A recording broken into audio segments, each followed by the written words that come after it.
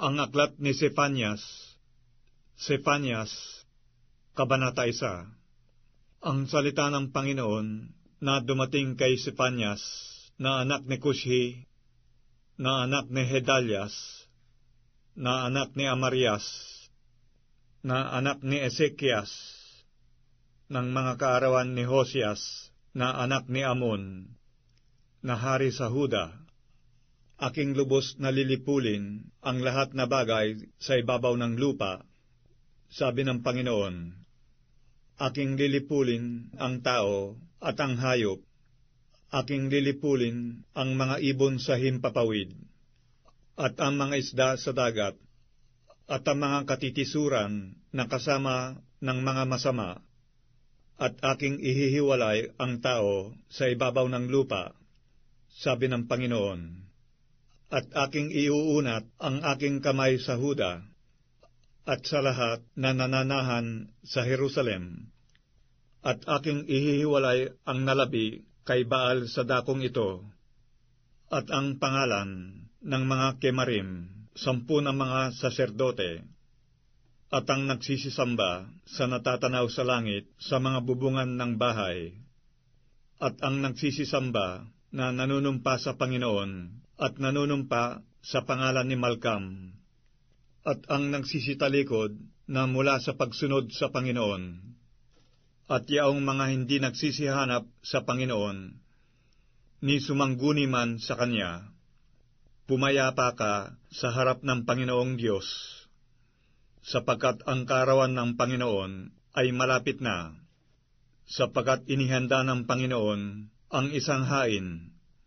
Kanyang itinalaga ang kanyang mga panauhin, at mangyayari sa kaarawan ng hain sa Panginoon, na aking parurusahan ang mga prinsipe, at ang mga anak ng hari, at ang lahat na nangagsusuot ng pananamit ng taga-ibang lupa. At sa araw na yaon ay aking parurusahan yaong lahat na nagsisilukso sa pasukan, na pinupuno ang bahay ng kanilang Panginoon ng pangdadahas at pagdaraya. At sa araw na yaon, sabi ng Panginoon, magkakaroon ng ingay ng hiyawan na mula sa pintuang bayan ng mga isda, at ng pananambitan mula sa ikalawang bahagi, at malaking hugong na mula sa mga burol. Manambitan kayo mga nananahan sa Maktes, sapagkat ang buong bayan ng Kanaan ay nalansag. Yaong napapasanan ng pilak ay nangahiwalay. At mangyayari sa panahong yaon na ang Jerusalem ay sisiyasatin kong may mga ilawan, at aking parurusahan ang mga tao na nagsisiupo sa kanilang mga latak, na nangagsasabi sa kanilang puso, ang Panginooy hindi gagawa ng mabuti, ni gagawa man siya ng masama, at ang kanilang kayamanan ay magiging samsam, at ang kanilang mga bahay ay kasiraan. Oo, sila'y mangagtatayo ng mga bahay, ngunit hindi nila titirahan, at sila'y mag-uubasan, ngunit hindi sila magsisiinom ng alak niyaon. Ang dakilang kaarawan ng Panginoon ay malapit na at nagmamadaling mainam. Sa makatwid bagay, ang tinig ng kaarawan ng Panginoon, ang makapangyarihang tao, ay sumisigaw roon ng kalagim-lagim. Ang araw na yaon ay kaarawan ng kapuotan, kaarawan ng kabagabagan at kahapisan, kaarawan ng kawakasan at kasiraan, kaarawan ng kadiliman at kalumbayan, kaarawan ng mga alapaap at pagsasalimuot ng kadiliman, kaarawan ng pakakak at ng hudyatan, laban sa mga bayang nakukutaan, at laban sa mataas na kuta. At aking dadalhan ng kahapisan ang mga tao, na sila'y magsisilakad na parang mga bulag, sapagkat sila'y nangagkasala laban sa Panginoon, at ang kanilang dugo ay mabububo na parang alabok, at ang kanilang katawan ay parang dumi. Kahit ang kanilang pilak o ang kanilang gintuman ay hindi makapagliligtas sa kanila sa kaarawan ng kapuotan ng Panginoon, kundi ang buong lupain ay masusupok sa pamamagitan ng apoy ng kanyang paninibugho, sapagkat wawakasan niya, oo, isang kakilakilabot na wakas nilang lahat na nagsisitahan sa lupain. Sefanyas, Kabanata 2. Kayo'y magpipisan, oo, magpipisan, o bansang walang kahihiyan, bago ang pasya'y lumabas, bago dumaang parang dayami ang kaarawan, bago dumating sa inyo ang mabangis na galit ng Panginoon, bago dumating sa inyo ang kaarawan ng galit ng Panginoon. Hanapin ninyo ang Panginoon, ninyong lahat na maamo sa lupa, na nagsigawa ng ayon sa kanyang kahatulan. Hanapin ninyo ang katwiran, hanapin ninyo ang kaamuan, kay pala ay malilingid kayo sa kaarawan ng galit ng Panginoon, sapagkat ang Gaza ay pababayaan, at ang Askalon ay sa kasiraan. Kanilang palalayasin ang Asdod sa katanghalian tapat, at ang Ekron ay mabubunot.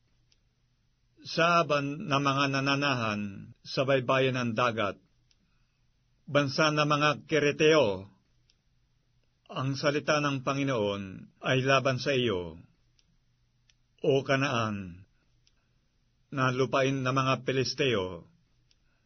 Aking gigibain ka upang mawalan ng mga mananahan, at ang baybayin ng dagat ay magiging pastulan, na may mga dampa para sa mga pastor, at mga kulungan para sa mga kawan, at ang baybayin ay mapapasa na labi sa sangbahayan ni Huda.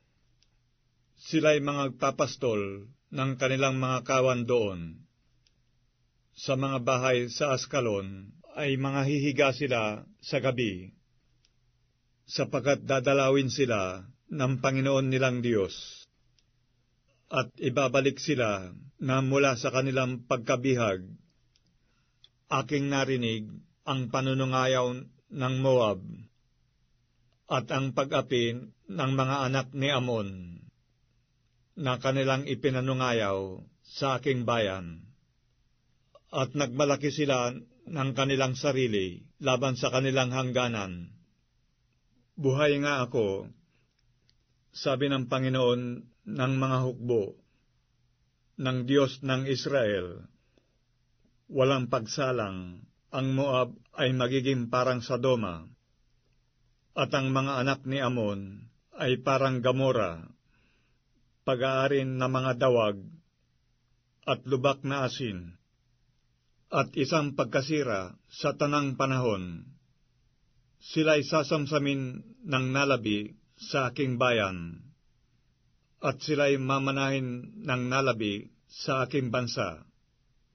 Ito ang kanilang mapapala dahil sa kanilang pagpapalalo, sapagkat sila'y nanungayaw at nagmalaki ng kanilang sarili laban sa bayan ng Panginoon ng mga hukbo.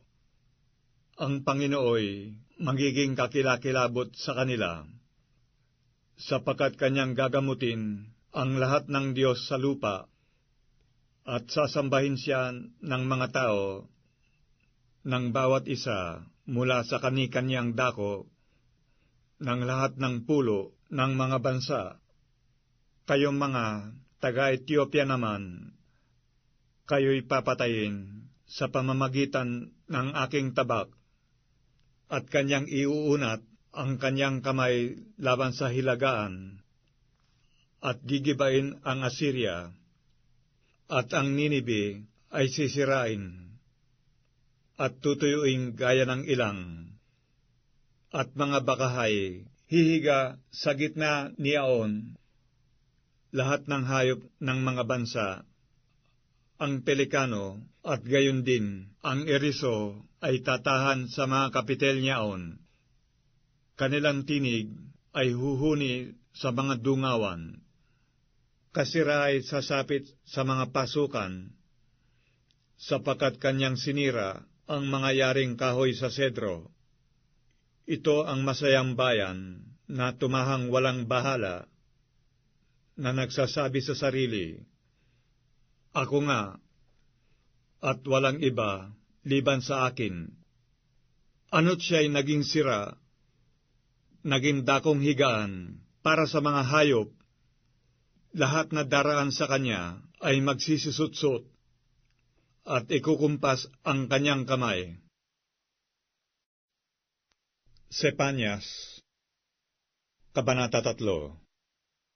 Sa aba niya na mapanghimagsik at nadumhan ng mapagpighating kamay, siya'y hindi sumunod sa tinig, siya'y hindi napasaway, siya'y hindi tumiwala sa Panginoon, siya'y hindi lumapit sa kaniyang Diyos. Ang mga prinsipe niya sa gitna niya ay mga leong nagsisiungal. Ang mga hukom niya ay mga lobo sa gabi. Sila'y walang inilalabi hanggang sa kinaumagahan. Ang kanyang mga propeta ay mga walang kabuluhan at mga taong taksil. Nilapastangan ng kanyang mga saserdote ang santuaryo. Sila'y nagsigawa ng pangdadahas sa aking kautusan. Ang Panginoon sa gitna niya ay matuwid. Siya'y hindi gagawa ng kasamaan. Tuwing umagay, kanyang ipinaliliwanag ang kanyang matuwid na kahatulan. Siya'y hindi nagkukulang, ngunit ang hindi ganap ay hindi nakakaalam ng kahihiyan. Ako'y naghiwalay ng mga bansa. Ang kanilang mga kuta ay sira.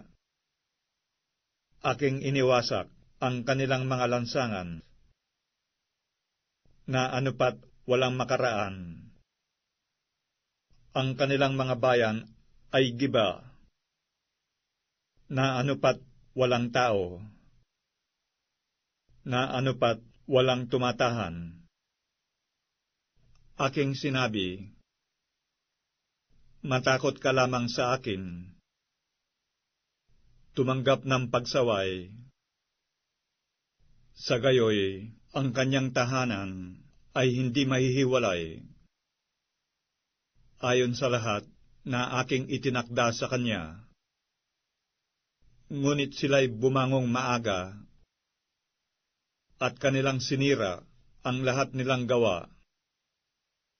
Kaya't hintayin ninyo ako, sabi ng Panginoon, hanggang sa kaarawan na ako'y bumangon sa panghuhuli, sapagkat ang aking pasya ay pisanin ang mga bansa,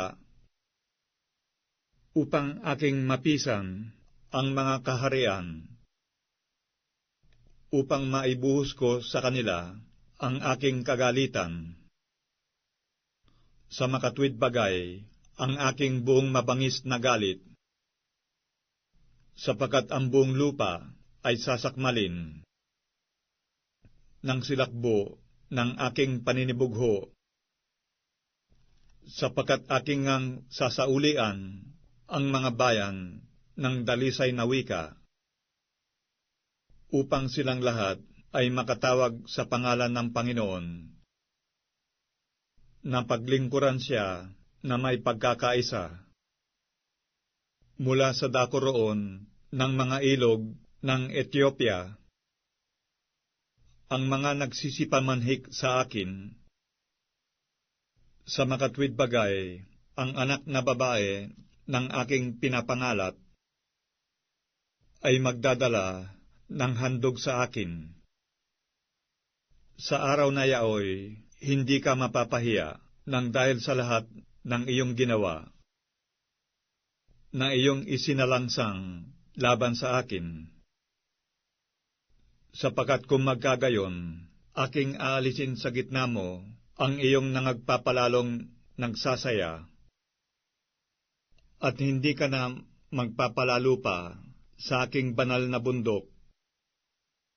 Ngunit aking iiwan sa gitna mo ang isang nagdadalamhati at maralitang bayan, at sila'y magsisitiwala sa pangalan ng Panginoon. Ang nalabi sa Israel ay hindi gagawan ng kasamaan, ni magsasalita man ng mga kabulaanan, ni masusumpungan man ang isang magdarayang dila sa kanilang bibig, sapagkat sila'y magsisikain at magsisihiga, at walang takot sa kanila. Umawit ka, o anak na babae ng Siyon. Humiyaw ka, o Israel. Ikaw ay matuwa at magalak ng buong puso, o anak na babae ng Jerusalem.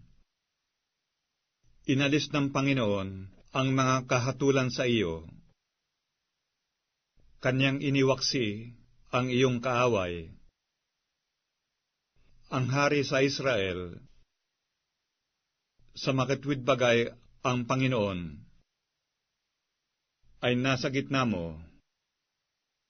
Hindi ka na matatakot pa sa kasamaan.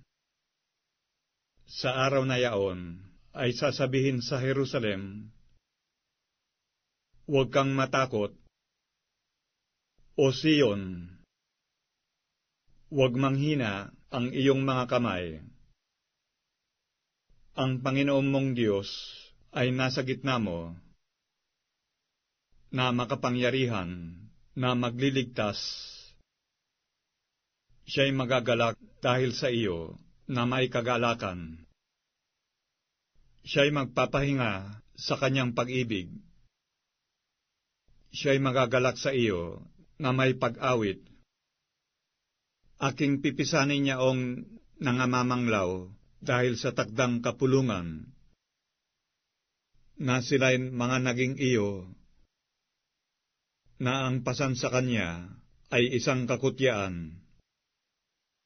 Narito, sa panahong yaoy, aking parurusahan ang lahat na mga dumadalamhati sa iyo,